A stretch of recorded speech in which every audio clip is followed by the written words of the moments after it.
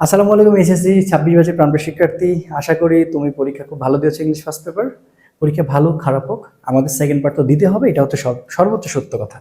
এখন আসো আমরা কিভাবে যে তুমি এখন আসলা রুমে, দেন ফ্রেশ হবা, তারপরে হচ্ছে যে তুমি খাওয়া দাওয়া করবো বা হালকা ঘুমাইলে ঘুমাইতে পারো, বা কেউ না ঘুমিয়ে পড়াশোনাতেও মানে ইনভলভ হতে পারো। যেভাবেই তুমি হও না কেন, যখন এই ভিডিওটা তোমার সামনে আসবে, তুমি ঠিক কিভাবে প্ল্যানটা সাজাবা তোমার এ প্লাস পাওয়ার জন্য, তুমি ঠিক কিভাবে সাজাবা, কোন কোন টপিক কতটুক সময় নিয়ে পড়বা, কয় ঘন্টায় তুমি শেষ করবা, সব কিছুর একটা গাইডলাইন নিয়ে হাজির হয়েছে। অর্থাৎ আমি তোমাকে বলতে চাই, তুমি যদি জাস্ট 10টা ঘন্টা প্রিপেয়ার মানে মানে টোটাল প্রিপারেশন নিতে পারো, জাস্ট 10টা ঘন্টা, আই থিঙ্ক তোমার পরীক্ষাটা খুব ভালো হবে। কেন বলছি, কারণ অলরেডি আমরা ম্যারাথন ক্লাস আপলোড করে দিয়েছি।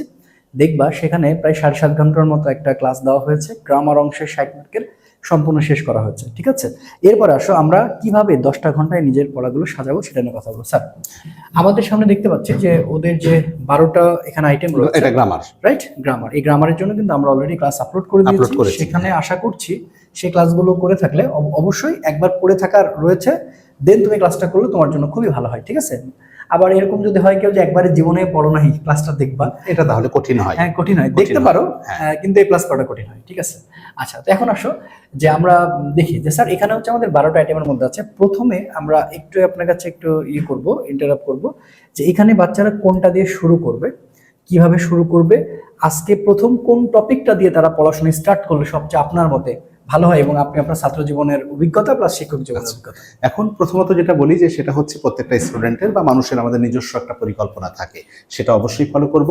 এই মোমেন্টে এসে নতুন কোনো কিছুতে হাত না দেওয়াটাই ভালো, এটা হচ্ছে পরামর্শ।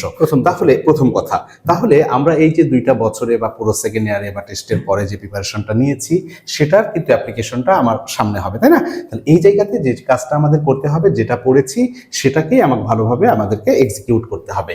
তাহলে আমরা যেই কাজটা করব, যে গ্রামারের ক্ষেত্রে প্রিয় শিক্ষার্থী, আমি যদি নাম ধরে ধরে বলি, তাহলে দেখো যে প্রথমত বলে নিই যে প্রত্যেকটা আইটেমের মিনিমাম আমরা কয়েকটা বছরের, 3 বছর বা 5 বছরের বোর্ড কোশ্চিনগুলো আমরা একটু পড়বো।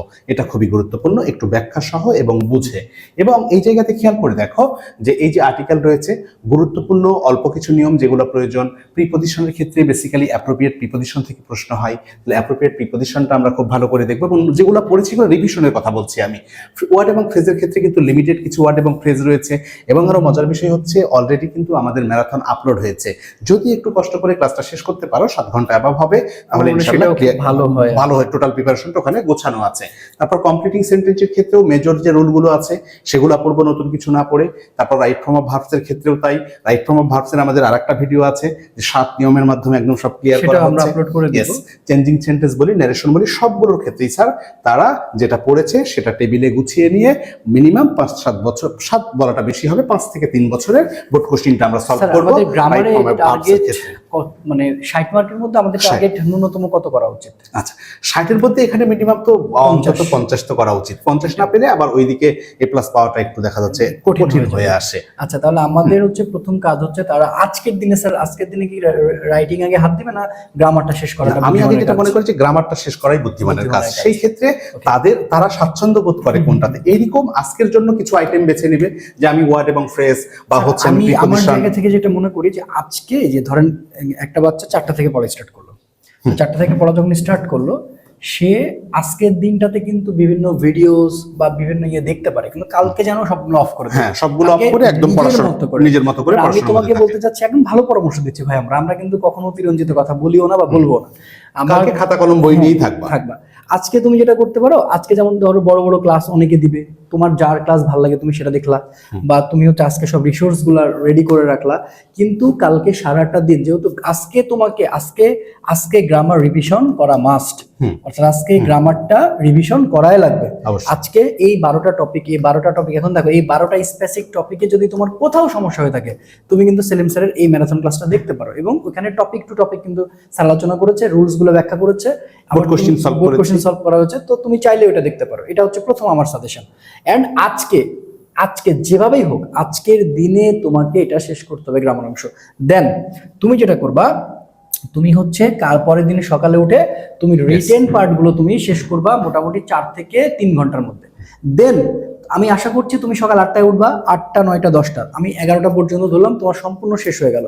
এরপরে আসো তুমি আবার পরের দফায় কি করবা, তুমি আবার টোটাল ডিভিশনে চলে যাবে। তুমি আর কারো ভিডিও দেখার দরকার নেই, কিচ্ছু করার দরকার নেই, ঠিক আছে? মানে ক্লাস অন্তত দেখার দরকার নেই, তুমি ছোট ছোট ট্রিক্স দেখতে পারো, সেটা তুমি তোমার ভালো হবে। এরপর তুমি কি করবে, আমি ধরলাম আবার তুমি হচ্ছে 12টা, এই যে 12 PM থেকে তুমি আবার স্টার্ট করলা, 12 PM থেকে তুমি আবার স্টার্ট করলো কোথা থেকে, ওই গ্রামার পার্টের প্রথম থেকে, রিভিশন। একেবারে রিভিশন, রাইট? তাহলে এখন আমরা হচ্ছে রিভিশনে আসবো। দেন এই রিভিশনে তুমি যদি অতি মানবীয় অবস্থায় যদি মনে করো তুমি 5বার দিতে পারবে, তাহলে 5বারই দিবা। মানে এরকম ভাববা না যে শেষ করে ফেলেছি বসি, না। পরীক্ষার আগে কখনো এই পলিসি মেনটেন করবা না। আমি তো তাই করতাম, মানে আমি কি করতাম স্যার, সাপোজ আমার একবার রিভিশন হয়েছে, মনে শান্তি পেতাম না, আমি এখানে মনে ভুলে যাচ্ছি মানে আমি শেষ পর্যন্ত যতবার সময় পাবো যতবার পাবো, কারণ এখানে তার অন্য কোনো কাজ না নাই, না না, পরীক্ষায় তার কাজ। এটাই আমার কাজ। তো এখন তুমি হচ্ছে দেখো 12 PM থেকে যদি তুমি আবার রিভিশন করে, এবার কিন্তু তোমার মোটামুটি দেখা যাচ্ছে 4 ঘন্টার মধ্যে হয়ে গেল। তাহলে আমি যদি এখন 12টা থেকে 4 চিন্তা করি, আমি এখানে মাঝখানে একটু ব্রেক দিলাম, তো সেখানে দেখা যায় 4টা পর্যন্ত আমি কভার করতে পারবো। 4 PM এর মধ্যে যদি আমার ফুল রিভিশন হয়, আমি আবার স্টার্ট করবো। 5 PM থেকে যদি আমি আবার স্টার্ট করি, তাহলে 5 PM থেকে হয়তো আমার এবার স্টার্ট করতে লাগবে 8 PM। আমি 8 PM এও ছাড়বো না, আবার একটু পরে রিভিশনের। আরেকটা কথা স্যার বলি, তোমরা একটু কয়েকটা পেন ব্যবহার করবে। তার মধ্যে একটা কালারের পেনটা এরকম হবে যে পরীক্ষার দিন সকালে আমরা ঘুম থেকে উঠে পরীক্ষা দিতে যাওয়ার আগে যে 1-1.5 ঘন্টা 2 ঘন্টা ওখানে যেটা পাবো, রিভিশন দাও।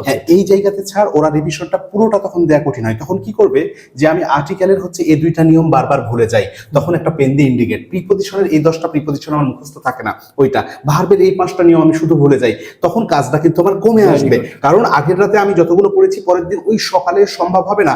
তাহলে আমি কোনটা ভুলে যাই, থাকে না কিছু জিনিস যেটা তুমি 10 বছর পরেও পারবে, আবার একটু আগে পড়ে এখনো মনে থাকছে না, এই জিনিসটা তোমার মতো করে তুমি একটু দাগিয়ে রেখে সকালবেলা ওই জিনিসগুলো দেখে তুমি পরীক্ষার হলে যাবে, সবগুলো পড়ে না। এটা আমার মনে হয় সবচেয়ে ভালো হয়। আর সর্বোপরি হচ্ছে যে আর এইখানে স্যার আরেকটা কথা বলবো, সেটা হচ্ছে অ্যাপ্লিকেশন এবং রিপোর্টের ক্ষেত্রে আমার পড়ানোর অভিজ্ঞতা এবং স্টুডেন্টের সাথে বিষয়ে যেটা শিখেছি বা জেনেছি, সেটা হচ্ছে যে তারা অ্যাপ্লিকেশন লিখেছে স্যার আগে ডেট লিখবো নাকি দা প্রিন্সিপাল লিখবো, এরকম যেন পরীক্ষার হলে না হয়।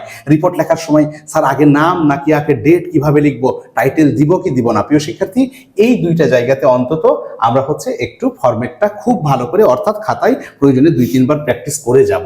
এটা কিন্তু আমি দেখছি খেয়াল করে যে তারা পড়ে গেছে সবই ঠিক আছে, কিন্তু ওইখানে যে গোলায় ফেলছে এবং ফরম্যাটটা ঠিক করে, তখন মার্কসটা কাটা যাবে।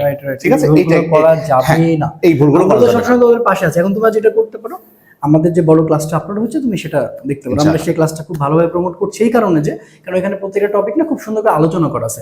সেক্ষেত্রে তোমার যদি পড়া থাকে, তুমি যখন আরেকবার টপিকগুলো দেখবা তোমার কাছে ইজি হয়ে যাবে। তো সবার জন্য অনেক অনেক শুভকামনা। দেখো ডেসক্রিপশন বক্সে সবকিছু লিঙ্ক দেওয়া আছে, তোমরা সেগুলো দেখে ক্লাসগুলো শেষ করো এন্ড ভালো করে পড়ো। এন্ড পরবর্তী পরীক্ষার জন্য সার্ভিস নিয়ে আমরা রেডি আছি ইনশাআল্লাহ। দেখা হচ্ছে পরবর্তী ভিডিওতে। আসসালামু আলাইকুম।